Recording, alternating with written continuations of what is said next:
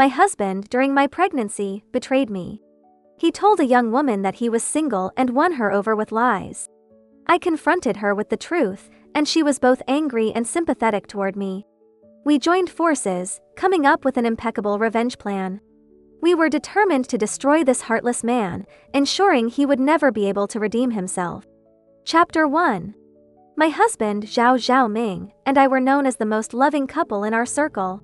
It took me 5 years of meticulous effort to win his heart. Another 3 years passed, during which I poured all my love and tenderness into him, weaving him into the web of our marriage. For a full 8 years, I offered my heart wholeheartedly, using every means at my disposal, convinced that I had secured a loyal partner. I believed he must love me. In every tender morning kiss, in his every gentle word of care, in the unspoken possessiveness that occasionally slipped through, I was sure he loved me.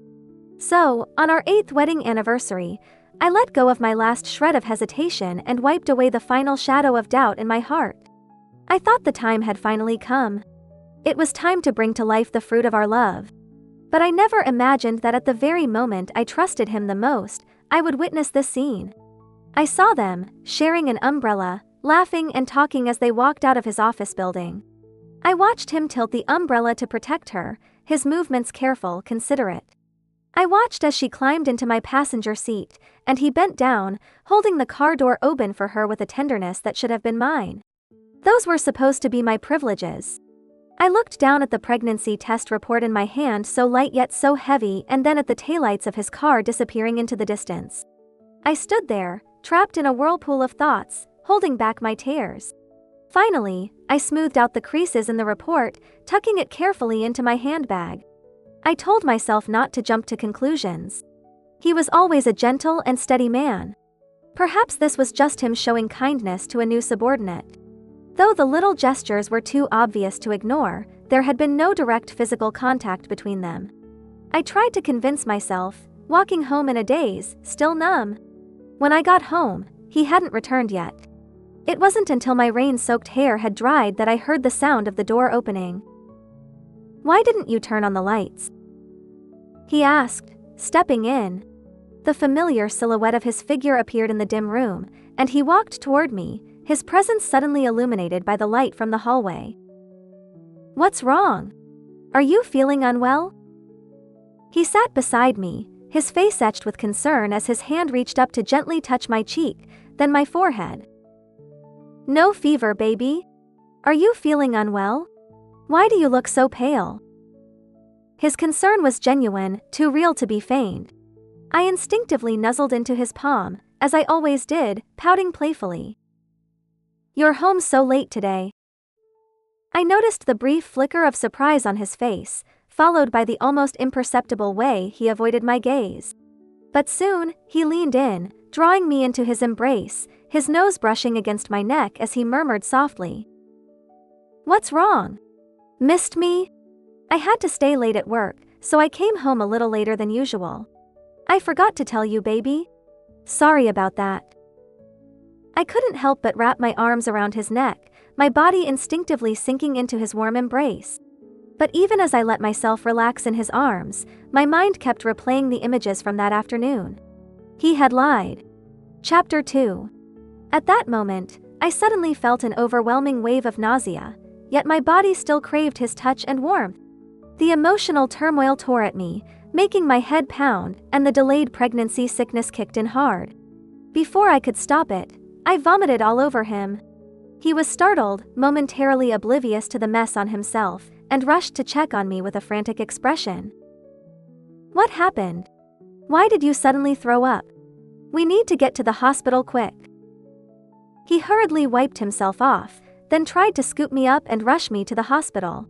I weakly pushed his hands away, staggering toward the bathroom, where I clung to the toilet, vomiting uncontrollably. As for him, he was pacing beside me, frantic, rubbing my back, fetching water, and speaking to me in the softest, most reassuring tone. He did everything so well, so effortlessly, that I began to question myself. Could it be that I had misinterpreted the ambiguous scene from earlier that afternoon? "Baby, is it your stomach again? Let's go to the hospital, okay?" He gently lifted my hair, his forehead creased in concern. I shook my head, signaling that I didn't need the hospital, and asked him to fetch the medication. My stomach problems were chronic, and we always kept medicine on hand at home. He didn't think twice about it. After some time, my nausea finally subsided, and he handed me a glass of warm water, counting out the pills for me. I stared at the handful of pills in my palm, instinctively brushing my hand over my stomach, then pouting. Bitter. He sighed in mock exasperation, looking at me like I was a child who didn't understand. All right, I'll cut you an apple. Take the medicine, and then you can have a slice, okay? I nodded, and while he went into the kitchen, I took the opportunity to toss all the pills into the trash. The apple was sweet, but for some reason, it tasted bitter. He took such good care of me, making me feel like a delicate porcelain doll. I watched him, his eyes focused and full of tenderness, and it made me feel that the scene from earlier in the day must have been nothing but a bad dream. Coincidentally, a scene played on the TV where two women were fighting over a man. I casually asked, "Can a man really love two women at the same time?" He paused for a moment, then shook his head. "I don't know." My heart sank, as if something inside me had cracked. Noticing my silence, he quickly realized his answer had been inadequate, and hurriedly added, "Well, I don't know about others, but I know I can only love you." I looked at him, his words earnest, and decided not to press any further. When I first met him, he was like a block of wood, emotionally distant. Over the years, my love had transformed him into the sweet man he had become. I used to be so proud of that, but now I realized that his sweetness had turned into nothing more than a poisoned sugar coating. That afternoon and evening quickly passed. I tried my hardest to keep my face neutral, not letting him suspect anything was wrong. I went to work as usual, teasing and flirting with him as usual, wrapping him in the warmth of my affection, just as I always had. But I knew, deep down, that everything had changed.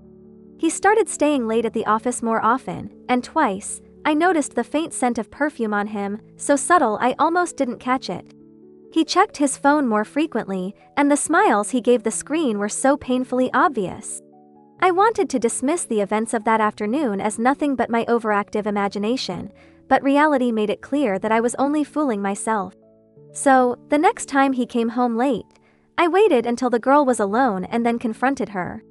Chapter 3. We randomly chose a roadside cafe to sit down. The girl was smart, but the budding affection she had for him made her suppress her instincts and doubts. "Hello." She gripped her bag tightly, her gaze filled with scrutiny and wariness. I studied her carefully. She was a completely different type from me. She was like a flower swaying in the spring breeze, so fresh and vibrant that I couldn't help but feel an urge to pluck her. "Hello." I had been staring at her for too long, and her tone turned unfriendly. I quickly averted my gaze, met her eyes, and calmly said, "Hello, I'm Michael Thompson's wife." The moment I spoke, her face morphed into a flurry of emotions. Shock, realization, shame, guilt, anger, all these emotions flickered across her face. Her reaction was different from what I had imagined. After a brief moment of processing, she furiously cursed. "That bastard! He has a wife!" I raised an eyebrow, my heart aching as the last veil was torn away. It became clear his choices had nothing to do with anyone else. "Have you two been together?" I asked, struggling to push the words out. Her face turned ashen, and she fell silent for a long while. "Almost. I was planning to clarify our relationship with him tomorrow." After a pause, she glanced at me again, her eyes red and filled with a mixture of shame and sorrow.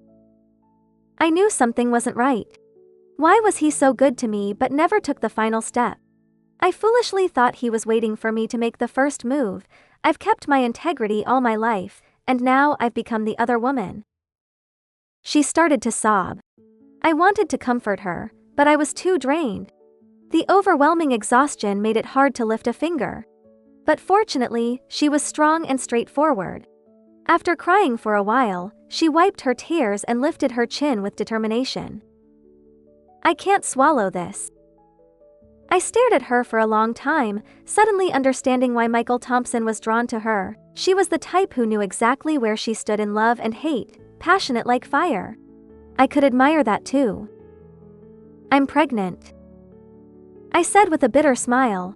Her fiery demeanor suddenly softened. She studied me carefully, her lips parted as though she wanted to say something but didn't know how. I wasn't sure why I blurted out this information. Maybe it was just the sudden urge to confide. I had been so repressed lately. What should have been a source of immense joy had become, overnight, a burden I didn't know how to carry. This weight on my chest made it hard to breathe. But when I saw the sympathy and curiosity in her eyes, I quickly realized that this wasn't something I should have shared. Under the weight of his betrayal, what should have been good news was now tainted. I quickly composed myself, wiped away the bitterness, and smiled.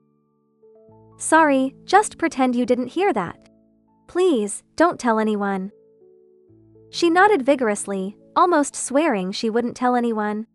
After a moment of hesitation, she still asked, "Are you going to forgive him? For the child's sake?" I hesitated, not answering right away, and instead asked, "What are you going to do next?" Her emotions flared up again. She looked at me, her eyes red with anger. "He deceived me, put me in this immoral situation. I want to ruin him." After saying this, she seemed to be afraid I might stop her and quickly looked for my reaction. I didn't show much reaction, simply telling her not to speak of our meeting, to act as though she had accidentally found out the truth.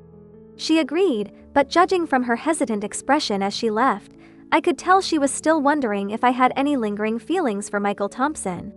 Maybe she was wondering if I would pretend nothing happened, for the sake of the child, and let that scumbag come back to the family. Honestly, I didn't know either. After she left, I sat in that small cafe until dusk. It felt like I was thinking about everything and nothing all at once. Until the familiar ringtone of my phone jolted me out of my endless thoughts. I looked down and saw that it was his call. Chapter 4. He must have returned from his parents' house. I drove home and found him in the kitchen, sorting through the homemade goods his parents had sent: chickens, ducks, eggs, some special fruits, and jars of pickles they had made. All of them were my favorites. He eagerly held them up to show me, but my attention was drawn to a small pile of food set aside on the table. Noticing my gaze, he quickly explained with a smile that the food was for his colleagues at work. He had just started at the company and needed to build good relationships. I smiled and nodded in agreement. The next day, I received a photo from the girl. The entire pile of food, every last bit of it, had ended up in her trash can. Such a shame, they were all good things. But the girl turned out to be even smarter than I had expected. I thought she would confront Michael Thompson immediately, but instead, she held back. After all, Michael hadn't made any concrete moves, no physical contact, no verbal confession. If she had made a scene over such ambiguous gestures, she might have ended up being the one blamed. So, she played it cool, adopting a hot and cold attitude that kept Michael on edge. When the timing was right, a suitor naturally appeared in her life, perfectly fitting the moment. He was handsome, 6 feet tall, and very good at making a spectacle of things, sending 99 roses every few days. Michael, feeling the pressure, knew he had to act. So, when the girl received yet another bouquet of roses, he cornered her in the break room and confessed his feelings. The girl's previous subtle hints had given him confidence. He was sure of himself after all. Besides his decent qualities, my years of gentle affection and admiration had greatly boosted his self-esteem. But what he didn't realize was that women are never as naive and passive as they may seem. That day was a spectacle. The girl exposed his infidelity, revealing to the entire company that he had a wife, yet was still flirting with her behind my back. She even slapped him in front of everyone. Afterward, the girl described the scene in vivid detail. I could almost hear the crisp slap through the phone screen. I felt a strange mixture of emotions: sadness, yes, but also a deep sense of shame, as if part of that slap had landed on my own face. The incident spread like wildfire, and Michael's reputation was utterly destroyed. But I acted like I knew nothing. We had always kept our work lives separate. Even after all these years of marriage, we rarely interfered with each other's work schedules, especially not with his new job. So, when he said he was working late, I didn't ask any questions. When he claimed that the redness on his face was from an accidental bump, I simply felt sorry for him and applied soothing ointment to his skin. That night, he clung to me like a child who had been abandoned and wronged. I held him close, gently patting his back, listening to his silence, his hesitant words, and his incoherent sweet talk. I pretended that he was just upset over something at work. Chapter 5. Over the next week, he left early and returned late, claiming there were issues at work. I comforted him, never probing too deeply. A week later, he suddenly told me that he had quit his job. I already knew the reason, but I still feigned surprise and asked him what had happened. He said the company culture was toxic, and the atmosphere among colleagues was dreadful, so he decided to find a new job. Before starting at a new company, he said he wanted to stay home and take care of me for a while. He told me he was worried about my health. Hearing this, I almost couldn't hold back a laugh. I had been dealing with frequent morning sickness, and although I tried to hide it, the exhaustion and weakness were undeniable. But during the time when the girl was putting pressure on him, he had been completely oblivious, his focus entirely consumed by the imagined threat of arrival. Now that the external prey had disappeared, he finally noticed that I wasn't feeling well. I couldn't help but feel a cold, bitter laugh inside, but I kept a smile on my face, pretending to be touched. I reassured him. It's okay. A company with a bad atmosphere is definitely best avoided. You're so talented, you'll find a better place. I said. You didn't even take a break between jobs before. This time, take it as a well-deserved vacation. Rest up before you start again. I said. I'm not busy these days either. Let's stay home together. I said. I'm so happy to have you here with me. After I spoke, a flash of guilt crossed his face, but it quickly turned into a look of contentment. From the moment I fell in love with him, I gave him my utmost patience and tenderness. I never hesitated to encourage him, praise him, admire him, and shower him with love and sweet words. From the very beginning, I had placed him on a pedestal, and he had long since grown accustomed to my overwhelming passion and nurturing affection. Now, it was time for him to come crashing down from his cloud. Chapter 6. He stayed home for a month. During that month, it felt like we were back in our honeymoon phase. I used all the tactics I had employed to win him over initially. On the surface, he was taking care of me, but in reality, he was drowning in my tenderness. His wavering heart, the heart that had been hurt outside, was shielded from all harm by my care during that month. I watched as his eyes filled with infatuation again, as he threw himself entirely into my love once more. I knew it was time to add another log to the fire. So, I took out my pregnancy test report. I told him this was the fruit of our love. This pathetic man cried like a child when he saw the report. He caressed it with tearful eyes, trembling as he pulled me into his arms, and solemnly vowed, I will take good care of you both. Perhaps a child does stimulate a man's sense of responsibility.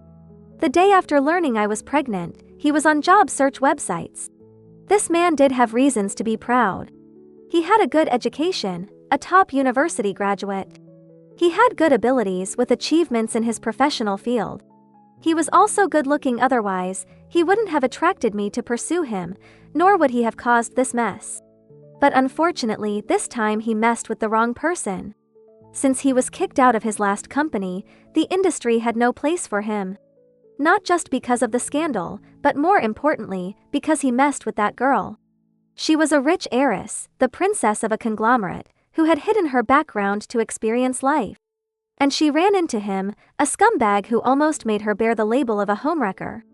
Both the girl and her family hated him to the core. So the outcome was predictable. After his first interview, even before he got home, I knew the entire process through the girl. She and I had become quite close in our efforts to bring him down, and she kept me informed of every little detail. So, an hour before he got home, I left work early to prepare to comfort this man who had hit rock bottom. But to my surprise, Michael Thompson didn't come home dejected. He was full of energy, saying the company asked him to wait for their response, and he planned to interview with a few more companies before choosing the best one. I knew he had been rejected on the spot, but seeing him put on the responsible good husband act, I chose to trust and support him. In the following days, he was out almost every day. But the resumes he sent out either sank without a trace or were met with various difficulties during interviews. His spirit grew increasingly strained and his temper more volatile. Yet, for some reason, he always managed to hold back his anger around me. Even when I heard him smash a cup in the study, the next moment, he would tell me not to come in, worried I might step on broken pieces. Such care and concern, even more than before. But did I really not go in? Of course not. I deliberately pushed open the door, stepping over the broken porcelain to approach him. I held him tightly, telling him not to worry, that I was there for him. The results were evident. The pursuit and love I showered on him before could only lure him into my emotional web. But now, my unwavering support and care in his darkest times made me his only lifeline. But it wasn't enough. I couldn't let him fall into despair so straightforwardly. I wanted him to feel my pain. I wanted him to see the mirage of hope. So, when his spirit was at its lowest, I started to persuade him. I said, "Don't rush to find a job. I haven't been feeling well lately. Stay home with me a bit longer, okay?" He desperately needed a break, so he grabbed the lifeline I threw him. He stayed home again. I waited for him to shake off the work-related gloom, to fully relax in my tenderness. I knew the day had finally come. Chapter 7. Should I send it now? Yes, send it. Are you sure you've thought it through? Yes.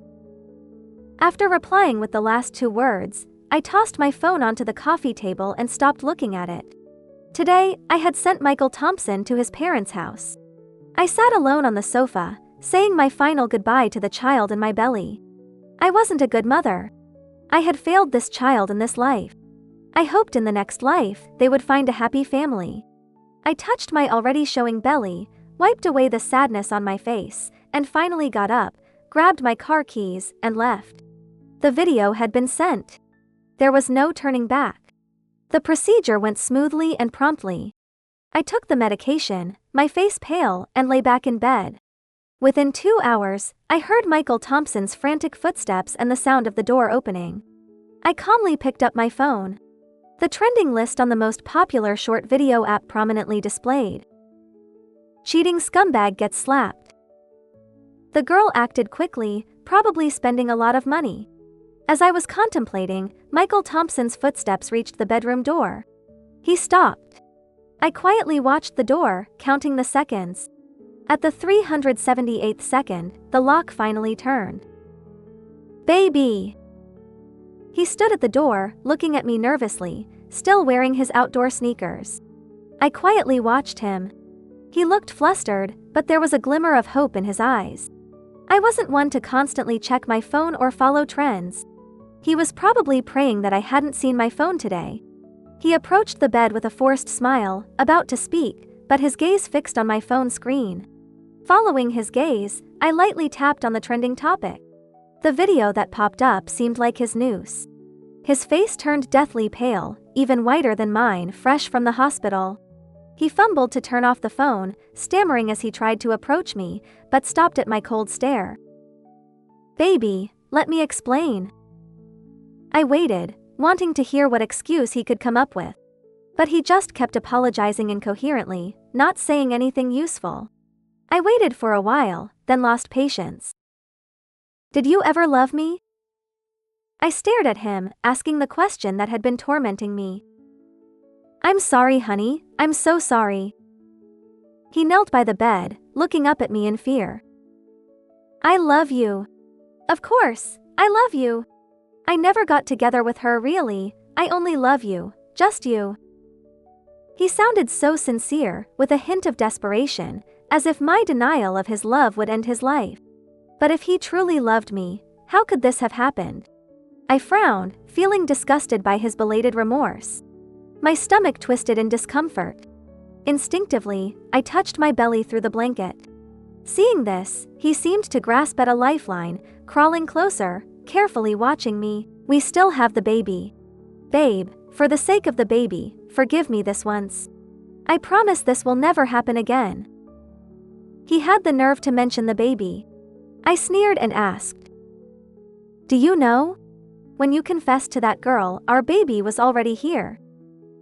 He had named the baby Nari. Though just a nickname, he had spent 3 days choosing it, saying it was the fruit of our love, our sweet result. Hearing me mention the name, he looked pained, as if my words were a knife to his heart. He gasped, his voice tinged with a sob. "I'm sorry. I'll be a good father and husband from now on. Please, forgive me this once." How pale, how powerless. If regrets could fix everything, there would be no sorrow or regret in the world. I frowned at him, my emotions torn between pain and hesitation. He watched me closely, not missing a single flicker of doubt. Gradually, as I remained silent, a glimmer of hope appeared on his desolate face. I maintained my expression, quietly watching him. Watching his joy grow, his guilt deepen, and his mind race, thinking there was still a chance for us because of the baby. I just watched, waiting for his emotions to peak before softly saying, "Do you think the baby is still here?" Chapter 8. The baby? Gone? It took him a moment to understand my meaning. He stared blankly at my belly, his trembling hand reaching out but quickly recoiling as if burned. "No, you loved the baby so much." "I did," I said flatly. "It's because I loved the baby that I couldn't let them be born into a broken family." I stared at him. "Do you know, Michael Thompson, the baby was already formed, with tiny hands and feet." He stared at my belly with red eyes. I continued. "But because of you, all because of you, the baby lost their chance to live. If you hadn't cheated, we would have stayed in love and had a beautiful baby. But now..." My gaze was as sharp as a knife. "You ruined everything." Michael Thompson collapsed in despair. But that wasn't enough. I shifted, pulling a document from the bedside drawer and placing it in front of him. "Let's get a divorce." This was the final straw. He avoided looking at the document as if it would burn his eyes. "No, please," he muttered, pale as death. "Please, anything but leaving me." He was begging. Of course, after years of my love and care, especially these past months of tenderness and support, he couldn't live without me. Love is addictive, especially for the loved one. Michael Thompson clung to my bedsheet, desperately pleading. "No, I don't want a divorce. I love you, honey baby, I love you. I'll change, please, don't leave me." I watched his pathetic state in silence. Michael Thompson grew more terrified. After so many years together, he knew me well. He knew once I made a decision, I wouldn't easily change my mind. But knowing was too late. And he never truly understood. He never imagined how deep a woman's desire for revenge could be. "Did you think of today when you confessed to that girl?" I asked. He didn't answer, just kept crying and begging. His pitiful state was revolting. I waited for an answer that never came, finally losing patience. I picked up a hard object I had prepared and knocked on the wall behind me. My cousin Odo was waiting in the study behind that wall. Within seconds of my signal, he appeared in my bedroom. Michael Thompson was thrown out. He resisted, clinging to the doorframe, his nails breaking without letting go. I found it amusing. Even in this state, who was he putting on a show for? I closed my eyes, ignoring his cries and pleas. Chapter 9. After a long time, Odo returned. I threw him out of the complex. "Some guys are watching him. He won't be back for a couple of days, don't worry." I nodded wearily. Odo, still angry, asked, "Is that it? Should I get the guys to teach him a lesson? Just divorcing him seems too easy." I forced a smile and shook my head. "No need. I've already given him the biggest punishment." He didn't understand. So I asked, Cousin, do you think I treated him well? Of course. You treated him so well it made me sick. But that bastard still wasn't satisfied and went looking for another woman. Yes. I gazed out the window. He'll never find another woman who treats him as well as I did.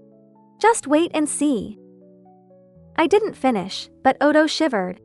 He scratched his head, wisely changing the subject to my future plans. There was nothing for him to worry about. Since that rainy day, I had been gradually transferring most of my assets. The house, the 2 cars, I had bought them all before marriage, and they were in my name alone.